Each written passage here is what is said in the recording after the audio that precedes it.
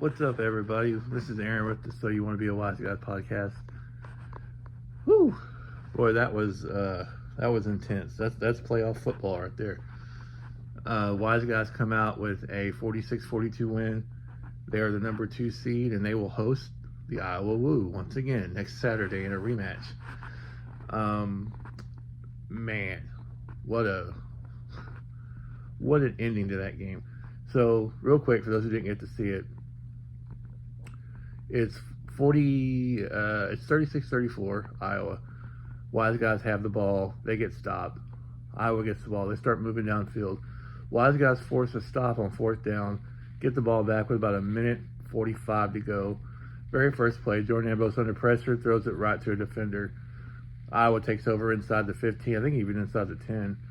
A couple plays later, they score. They run some clock down. It's like under a minute to go. They score to go up 42-34 with the extra point coming. Now, when they scored, their receiver, because Iowa was just incredibly classless through this entire fourth quarter, slammed the football into one of our players' backs and got a taunting penalty.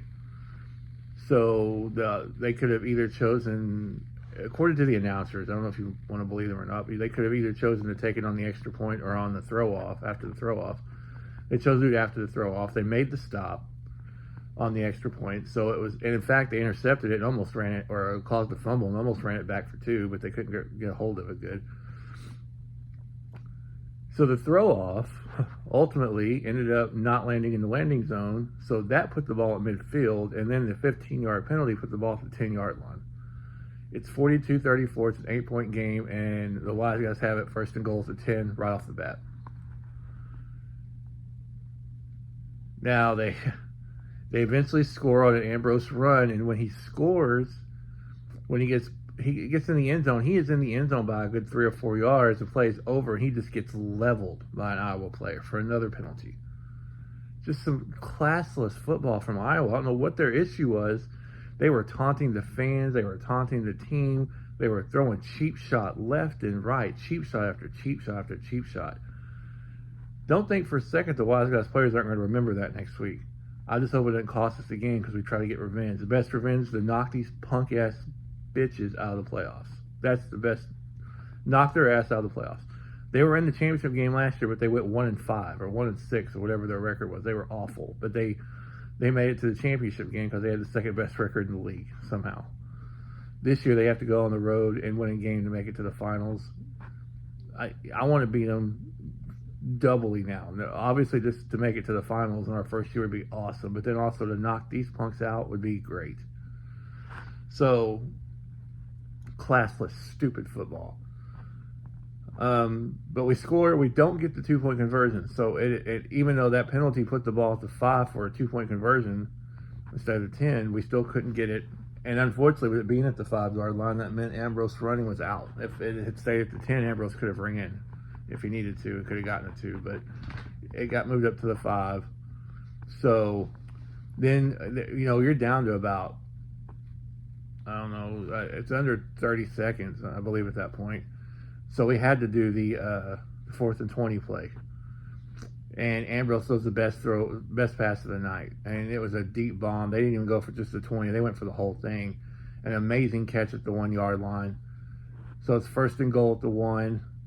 And the place is just losing its collective minds at this point. So am I in my living room.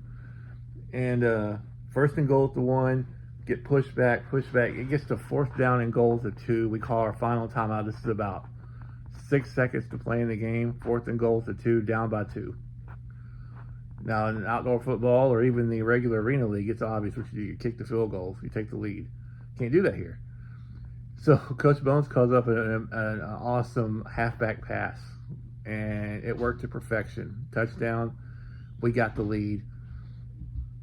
Went for 2 and didn't get it, but it didn't really matter. We were up 4 and 2 seconds left. So the throw-off was a thing of beauty. It was a perfection. It hit at the 5, bounced into the end zone, and forced Iowa to have to recover it and run. And they ran out the clock. Didn't get past the 3-yard line. Ran out the last 2 seconds. And there's a field storming in Hot Springs. People stormed the field. The excitement in the building was insane. What an incredible comeback win. just when it looked like everything was lost, and bam, here they come. Couldn't have been prouder of the team. They fought so hard.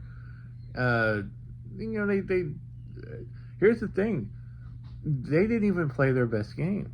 I don't know if they played their best game this year. They played some good games, but they played some bad games too. That first game against Iowa, going back and looking at it again, it was a lot of, not Iowa dominating the game. It was a lot of Hot Springs, just like the penalties, the turnovers, kind of giving Iowa short fields. The defense didn't play that bad, even though they gave up 40-something points to Iowa. It was being put in a bad spot. Now, last night Iowa's offense was pretty sharp, but they weren't even that sharp in that first game. That game was a classic. That's a professional football playoff level game right there. Those two teams, they may have made some mistakes here and there, but they laid it all on the line. Even the Iowa, who I lost a lot of respect for last night with their classless behavior, but at the end of the day, they played their tails off, just like Hot Springs did. They both knew what a big game it was. For Hot Springs, they knew if they lost, they were out. Iowa apparently, was fine. They were still going to be in, but I think they might have been playing for that number 2 seed, though. So a home game, which they did not get. Now they got to come back to Hot Springs. I haven't looked to see who Duluth plays. I'm not sure if it's going to be Ozarks or St. Joe's. I think it might be Ozarks again, because I think Ozark beat St. Joe earlier this year, but I could be wrong. I don't know. I haven't looked to see. I'll do a pre-playoff video next weekend before the playoffs start. Both games will be Saturday evening, so right around the same time. I wish they'd just, I wish they'd either put one in the afternoon, one at night, or, maybe put one on Friday, one on Saturday. But I think they both are going to throw off at the same time. So,